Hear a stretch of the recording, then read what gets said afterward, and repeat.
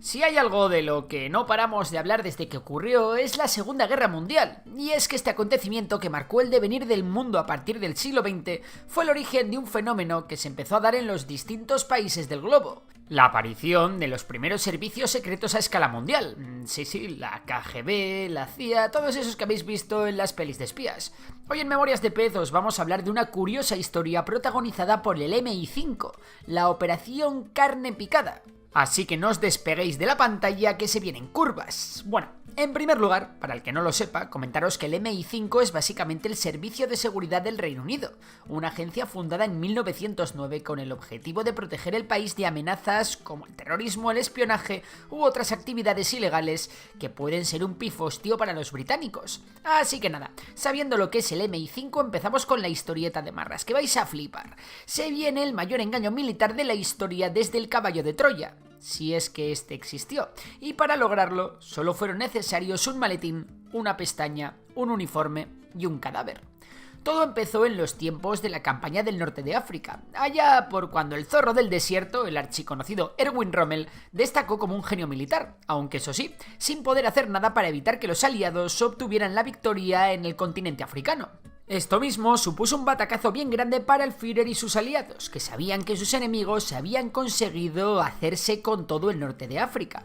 Y ahora que las fuerzas aliadas podían campar a sus anchas por el Mediterráneo, la pregunta era: ¿por dónde narices podrían desembarcar en Europa?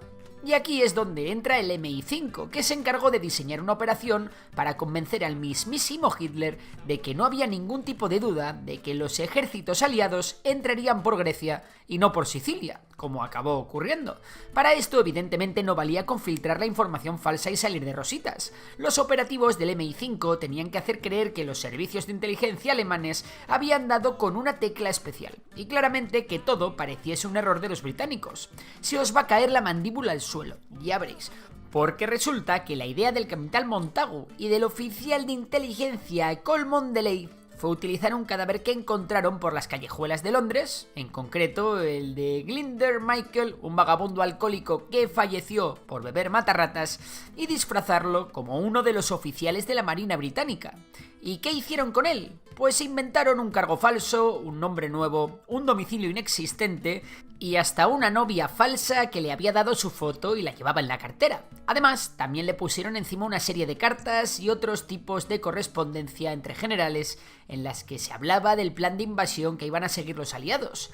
Para no levantar las sospechas de los alemanes, se decidió incluir una carta redactada por el teniente general Sir Archibald Neyer, segundo jefe del Estado Mayor General Imperial, dirigida al general Sir Harold Alexander, comandante británico en el norte de África.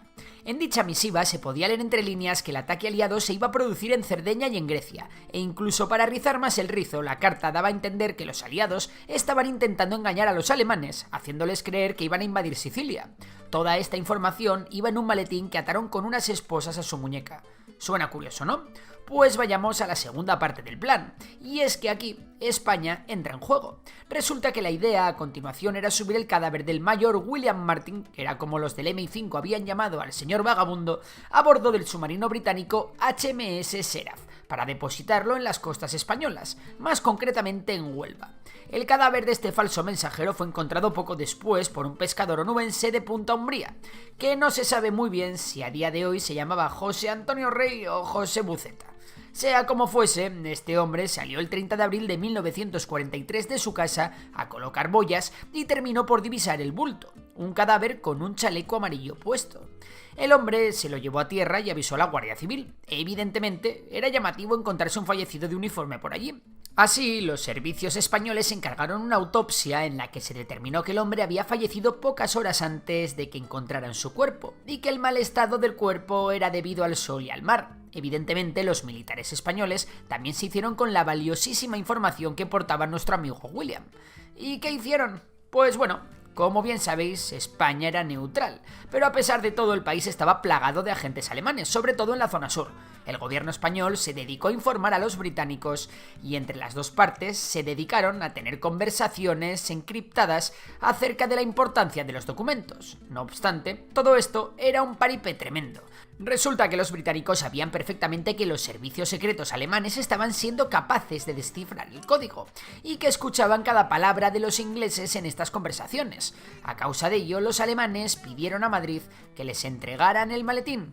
Pero los hombres de Franco se negaron y terminaron por llevarlo a la base de San Fernando en Cádiz. Allí los simpatizantes del Tercer Reich lograron abrir el maletín y fotografiar su interior, pero no abrieron la correspondencia. Fue ya en Madrid cuando los alemanes lograron hacerse con el dichoso maletín para poder estudiarlo a fondo y devolverlo más adelante a los británicos. Los alemanes habían picado. No obstante, al MI5 aún le quedaba una tarea pendiente: adivinar si los alemanes habían picado de verdad o si por el contrario los españoles habían sido cuidadosos con el contenido del maletín.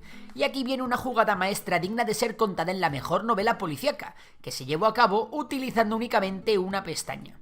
Sí, amigos, los del MI5 pegaron una pestañita al papel más importante con el objetivo de que los espías alemanes pensasen que era suyo y lo retiraran al revisar la carta para no alertar a los británicos de que habían estado fisgando. Otra vez, los alemanes picaron. Los servicios secretos alemanes quitaron la pestaña y el maletín fue devuelto a las autoridades británicas. La información había llegado hasta el mismísimo Führer a una velocidad pasmosa, y de la información se trasladó a Mussolini.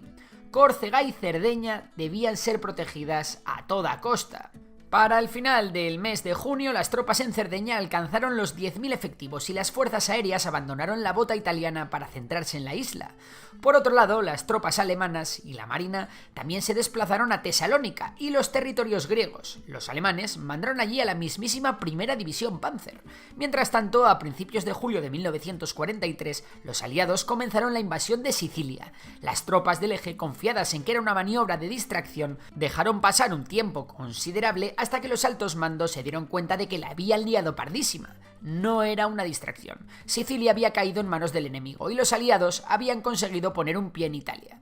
Con esto comenzaba la reconquista de los territorios europeos por parte de los aliados y también la caída de Mussolini en Italia, que fue encarcelado hasta que los alemanes lo rescataron. Y bueno, ya sabéis cómo acabó, siendo colgado. Gracias al éxito de esta brillante operación, el coste de vidas humanas en los dos bandos se vio ampliamente reducido, y el cadáver del comandante William Martin, realmente Glinder Michael, sigue enterrado en el cementerio de Huelva. En su sepultura pone Glinder Michael, que sirvió como el mayor William Martin. Y hasta aquí llega nuestra alucinante historia de hoy. Esperemos que os haya gustado. Si es así, ya sabes que puedes darle like al vídeo, suscribirte al canal y si te gusta la economía y las finanzas, seguir a Memorias de Tiburón, mi otro canal. Por lo demás, un saludo y hasta la próxima.